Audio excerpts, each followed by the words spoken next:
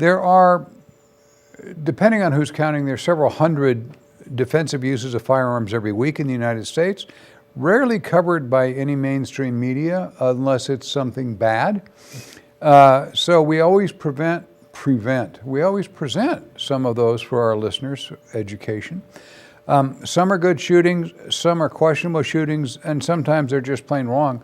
But they're all educational for the purpose that we're trying to do, which is you can put yourself in the position that the person was in and see what he did right, what he did wrong, how to make it better, and how not to make it worse by saying something foolish after the event. As Fired Up is a nationwide show, worldwide actually, we use a particular case that is being adjudicated under the laws of whatever state it happened. We use Nevada law generally as our standard, but understand that cases are adjudicated by local law. When you have conventional firearm self-defense crime, shooting law, somebody breaks in your house, whatever. If you're involved in an active case, you need to contact an attorney in your state that does criminal defense work. If you don't have one, we'd be happy if you send me an email to recommend somebody in your state. And away we go. We're trying to give you advice that keeps you out of jail and keeps you from losing lawsuits. If you shoot at someone or shoot someone, are you going to be sued? Yes. Everybody can sue everybody for everything. Welcome to America. We can prevent you, hopefully, by giving you some advice beforehand to prevent you from losing that lawsuit. Today's guest is firearms trainer and terrorism specialist, Lenny Davis. Welcome once again, Lenny. Thank you, sir. It's a pleasure to be here, as always. Delighted to have you here again. A little bit of your background for those who are not aware of you. Is there someone? There might be someone. I'm Lenny Davis. I'm a retired special agent with the Department of Homeland Security. And I'm also, I've spent about 10 years working for the U.S. State Department as a subject matter expert in the Global Anti-Terrorism Assistance Program, teaching anti-terrorism to military and law enforcement all over the world. And now I am the current president and CEO of SRT Special Services, a private investigations and training and security firm here in Las Vegas. SRT. No wonder the emails still go to that? SRT Special Services. Okay. I think I have the old email address on mine. Well, you got to keep me updated or I can't harass you. I will do that. This story is interesting for several reasons. This was reported by WGN TV, Channel 19 in Chicago, and the Oswego Patch, which is a group of little newspapers that put out these stories. In Oswego Township, Illinois, a witness used an AR-15 to stop a knife attack on a Monday in the 100 block of Harbor Drive, according to the Kendall County Sheriff's Office. According to the police, deputies responded to a report of one person with a knife and another with a gun at the Oswego Township apartment complex. The investigation revealed the incident began as a neighbor dispute, with the subject inflicting multiple stab wounds on the victim, a 28-year-old male. On Tuesday evening, the Kendall County Sheriff's Office said two people have been arrested, a 19-year-old female and a 22-year-old from Oswego, male, and now they have been charged with aggravated battery and mob action. I have no idea what that means under state law there. I guess working in concert to do something bad. Anyway, they're both felonies. Detective Brian Harrell said the 22-year-old who lives in the same apartment building is accused of stabbing the victim, who was taken to a hospital in Aurora. He was treated and has since been released. He's okay. Detective Harrell declined to release further details as to what caused the dispute that led up to the stabbing. I can't give specifics. He declined to say why he believes the female was involved in the stabbing. Apparently, it turns out she was a getaway driver or something, they think.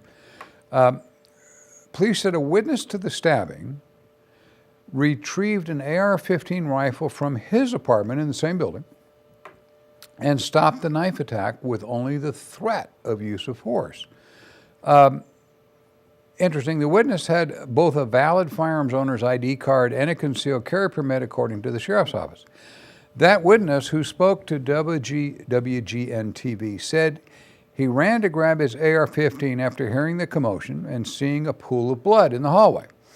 The hero neighbor chose an AR-15 over a handgun because, quoting him, bigger gun, I think a little more of an intimidation factor, definitely played a part in him actually stopping what he was doing. The neighbor told Chicago Tribune, this is the shooter, or non-shooter now. The neighbor told Chicago Tribune he teaches concealed carry classes, said the 22-year-old was half a breath away from getting his head blown off, and he knew that, adding that's why he put the knife down. He told media reporters he ordered the suspect to stop the attack and then kept him in place until police arrived. Police say the knife-wielding suspect was quickly located, he ran, and taken into custody by the sheriff's department. Then on Tuesday evening, the sheriff's office updated the previous to say they had 2 suspects were actually taken into custody. That included the girl. This 22-year-old stabbing people was previously arrested for domestic battery for throwing his girlfriend into a wall. After that, sometime, this is all in 2017, he was accused of aggravated battery for beating up a pregnant woman. After that, he was accused of nearly hitting 2 pedestrians, running a stop sign, and crashing into a tree. He fled from that on foot. Anyway, now he's in custody. The one-man crime wave, obviously, in this apartment building. Clearly, this guy is a prohibited person, the criminal. He should be in jail. He's attacked a whole string of people now, and he was, but an AR-15 was used and not even fired in the hands of an honest, trained citizen. Saves everybody. There's a fine job on the part of this guy to go get his gun and stop an attack that's in process.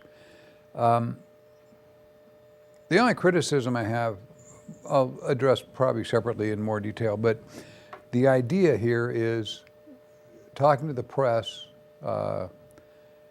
sometimes is a really bad idea, even if they're hounding you to act like a hero.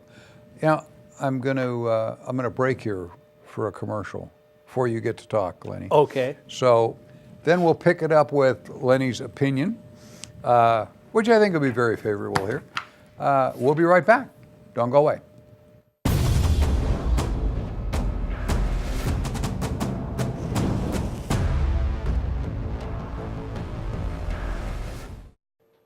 Hi, now you can get a copy of my recently updated book, The Reality of Armed Self-Defense.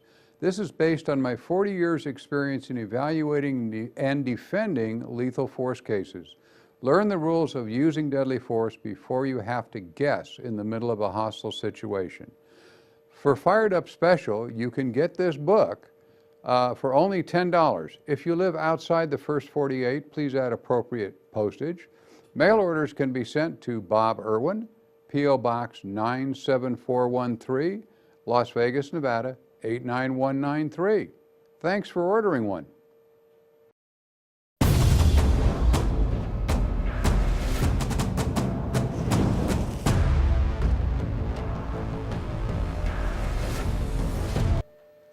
And we are back.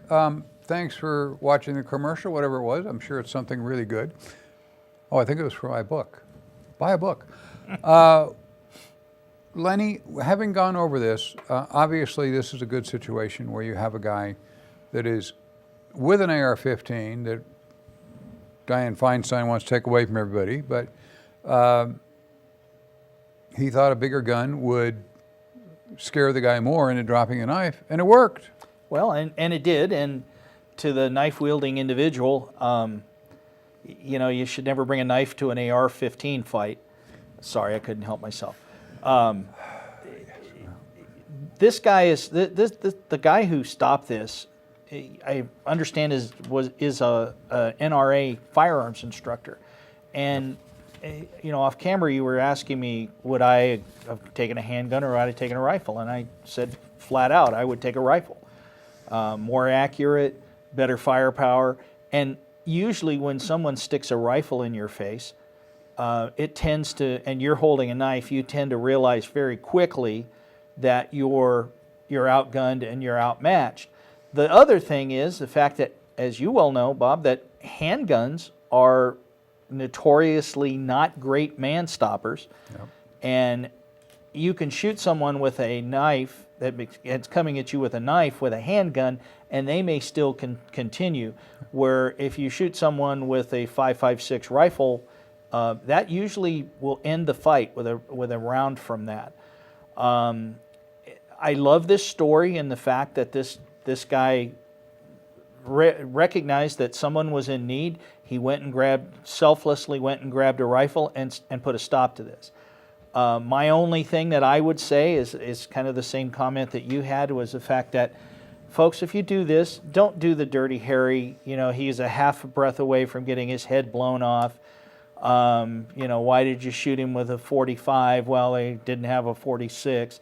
I mean, that's all great for movies, but this could come back, if there's a lawsuit, could come back and those words could be used against him.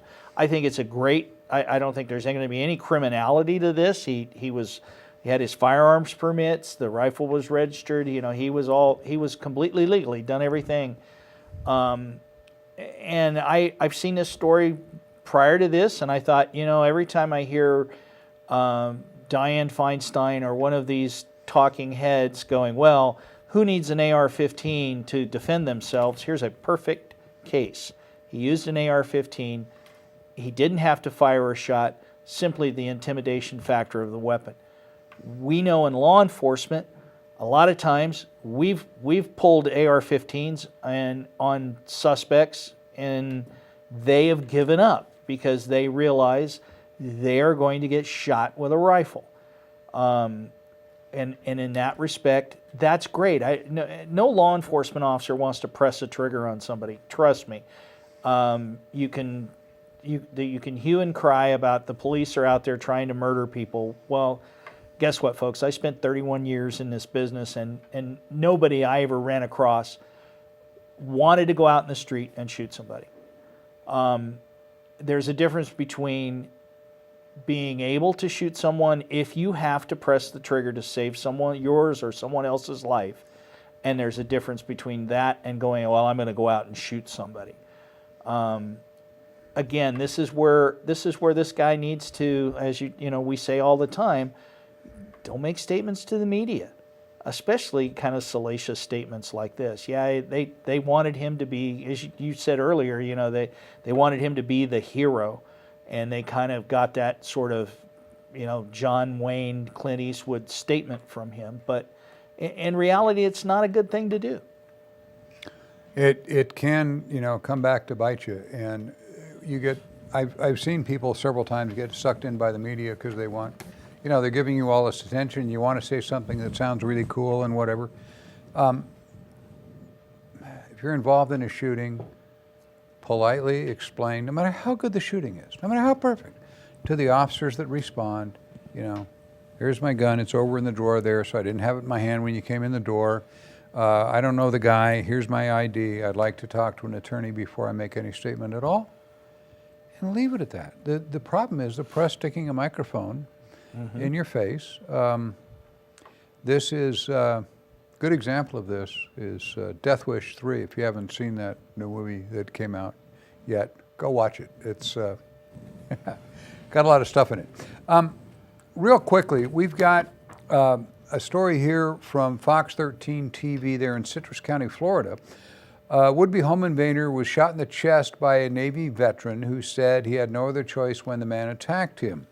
This 71-year-old veteran with 2 Vietnam tours told media he was sitting at home, in his home in Lacado, which is just north of Tampa, when a stranger knocked on the door at 11:30 at night. His dog, Daisy, went nuts when somebody knocked on the door that late. The vet answered the door. A man pushed him in and grabbed him around the neck. I was honestly and truly in fear of my life, the vet said. He said he had no choice but to shoot the would-be home invader because he calling this a life and death situation. Well, it no doubt was. The This is my house, not his. I don't feel bad about it. I don't feel bad. This guy was a bad guy. How many other people has he hurt? I don't know, but he's off the street. That's all that counts. The Citrus County Sheriff's Office said the vet won't face charges. The 36-year-old survived the gunshot wound to his chest, handgun. But I bet was he charged. I bet he let go of the man's neck as soon as he got shot, though. He was charged, the bad guy, the 36-year-old, was charged with burglary with battery and battery on a person older than 65. Citrus County Sheriff's Office said the wounded 36-year-old had a prior history of burglary and was recently released from jail. There's a surprise. The original comment I made kind of flippantly here was the VA should not try to take guns away from cranky old veterans. This guy kind of did the same thing. He's a hero, but he's running his mouth to anybody who will listen. This is my house. I don't feel bad about it. I don't feel bad. This was a bad guy, which he clearly was. Mm-hmm. But I know you can't tell a 71-year-old anything, being recently one of those. So, God bless him. And if he hadn't had the gun, where would he be? Well, and that's exactly it. And, the one thing, if you're out there and you're watching this show and you're a criminal, I would like to advise you something, a little known fact. The reason why old people get old is because a lot of them are not prom dates. This man spent 2 tours in Vietnam when this guy wasn't even thought of, and he defended his life, and well deserved. Again, it's don't try to be Clint Eastwood, and don't be pumping out a line from a don't make my day kind of thing. But this guy pushes into the house and grabs him by the neck. If there's not a clear case of life or death I could ever see. Guy breaks into your house, he grabs you by the neck. If it happens to me, I would do this exact same thing. Yeah, I mean, the guy's on very good ground here, and I clearly they've already determined they're not going to charge him with anything.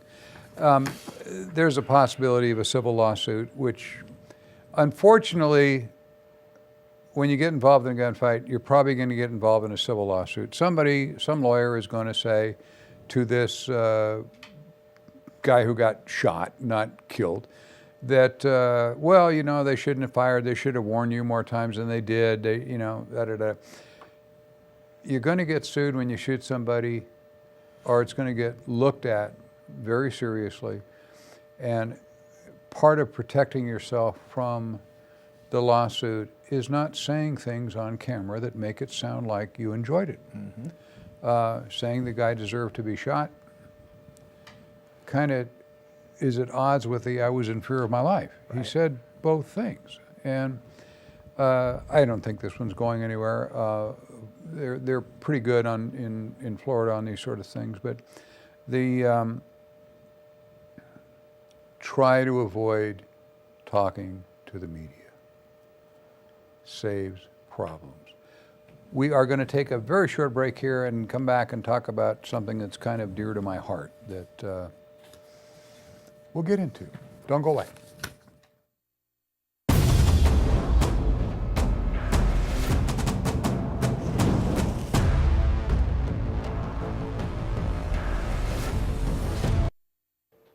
Hi, now you can get a copy of my recently updated book, The Reality of Armed Self-Defense. This is based on my 40 years experience in evaluating and defending lethal force cases. Learn the rules of using deadly force before you have to guess in the middle of a hostile situation. For Firedup Special, you can get this book for only $10. If you live outside the first 48, please add appropriate postage. Mail orders can be sent to Bob Irwin, P.O. Box 97413, Las Vegas, Nevada 89193. Thanks for ordering one.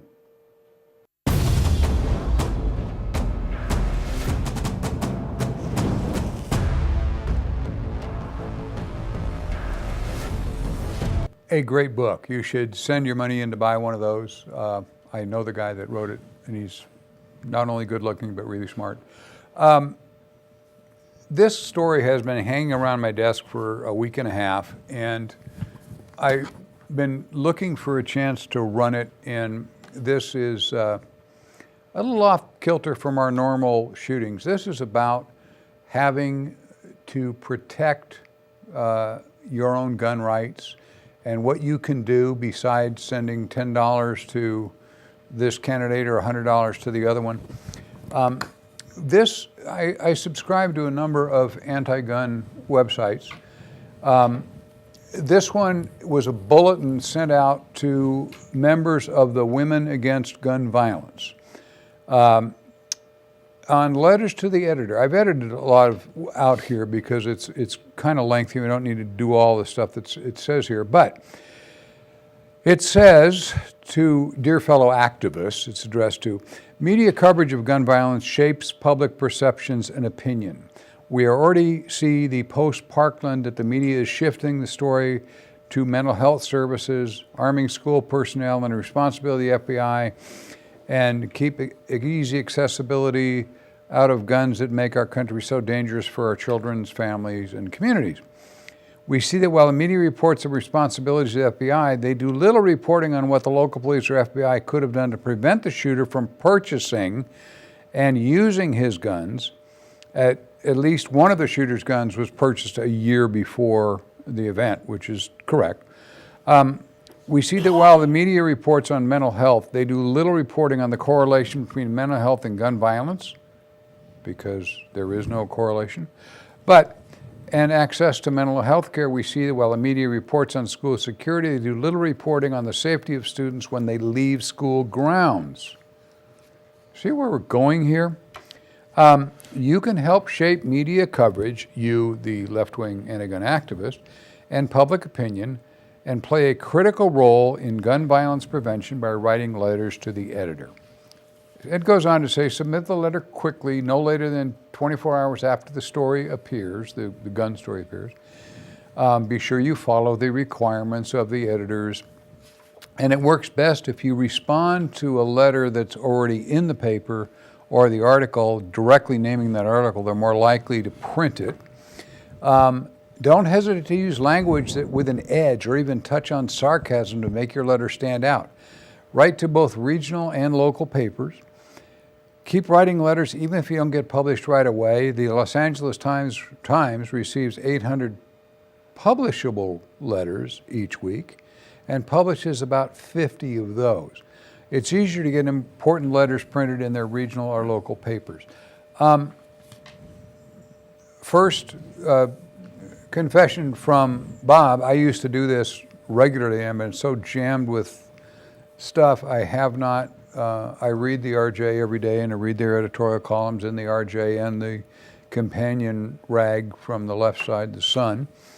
But I have not found time to write letters to the editor, which I used to do on a regular basis, and I promise to start doing that again.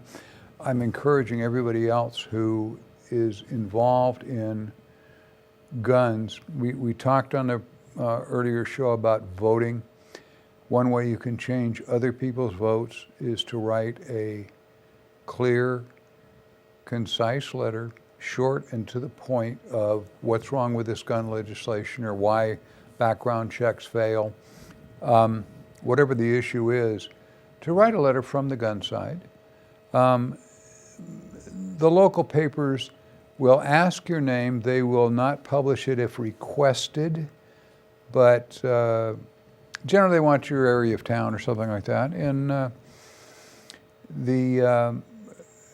if you're not a public figure, it's okay to use your name anyway. I mean, because, you know, who can't find me if they want to find me, you know? So, but you may be able to pick up another vote for our side by convincing somebody else that they should consider your opinion instead of just the deluge of anti-gun stuff. Well, and when you read this, and when I first, you brought this to my attention, I read this, I started looking. You got to really read between the lines. One of the things that really jumps out at me is that while we see that the media reports on school security, they do little reporting on the safety of students when they leave the school grounds. Folks, what are you going to do? Wrap your kids in a bubble? You cannot do that. You cannot keep everybody 110% safe. And if they were really worried about that, they brought this up at Parkland, a suburban school. They bring this up. Then what about the kids that are killed every year in the city of Chicago? They don't care about the school violence there or the kids off the school grounds. One of the reasons why this individual that did the shooting in Parkland, he wasn't reported because the superintendent of schools there wanted to make sure that they didn't report all of the arrests that they would refer to normally to Broward County, because they would get a bigger grant if their school violence incidents were lower. So there's a lot to be played in here that's not gun violence. But this is propaganda, and this is exactly what this is. The left will not have a discussion with you because they scream and yell, "Oh my God, we have to get the guns. We have to get the high-capacity magazines." Well, they say they're not good. A high-capacity magazine's not good for self-defense. You don't need one. Well, then why does a police officer need one? He's defending his life. He's not in a military action. He's not taking a machine gun nest or a pillbox or taking an enemy position. He's showing up at a scene where somebody is in fear of their life, and it's usually him. So if it's good enough for him, why is it not good enough for us? So be very careful about this. Like Bob says, vote and make your opinion known. This is really important. You can influence other people to our side by putting, as I said, letters to the editor. I'm going to get on it. I'm going to send at least one a week to somebody. Promise all my listeners. Whether they publish it or not, we don't know, but we will see. Thanks for watching Fired Up. Please share these broadcasts with your friends. You can forward them to whoever you want when you watch them on YouTube, I believe. I'm not computer literate yet, working on it. And supporting our sponsors or becoming one. If you have a business that would benefit from talking to our listeners, please get a hold of me at the contact places and I'll put you in touch with the right people. Commercials keep this show on the air. Capitalism wins every time. We'll be back next Thursday with another kind of special show. Sort of on the edge of this issue is what law enforcement will do reacting to a gun grab. Thanks for listening. We'll be back.